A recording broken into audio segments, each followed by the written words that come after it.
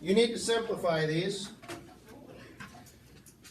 So, since it is a 4 to the negative second, to make it a positive, all I'd have to do is put it underneath, right? Yeah, man. So it'd be 1 over 4 squared. And that would simplify to 1 over 16. Or you could have just figured out 4 squared is 16, and then you remember, since it's a negative, that's got to be reciprocal. Same thing on 15. Since it's a negative, this whole thing would go underneath. 1 over 81. So it'd be 1 over 3 to the 4th, which is 1/81st. Now in these next ones, you got to use your rules that we learned in the last.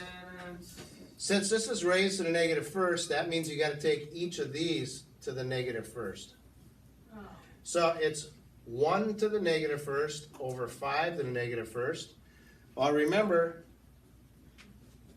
if it's a negative, all you got to do is move it to make it positive. So I would move that one down And move the other one up. and move the other one up.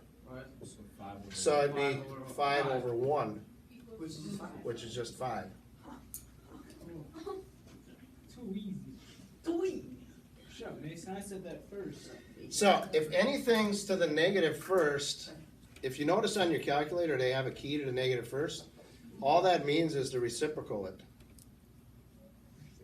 Flip it. Yep, flip it. So anything, if it's negative 1, that just means flip it. So 1/4 is going to 8 become times 4 is 30. 4 over 1, which is 32.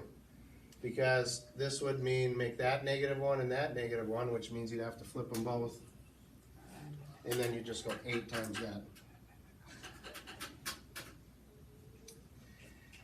This one you could do a couple different ways, but the rule that we did before is when it's the same base, what do you do to the exponents? You Add them.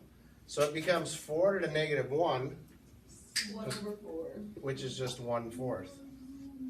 The negative makes you put it underneath.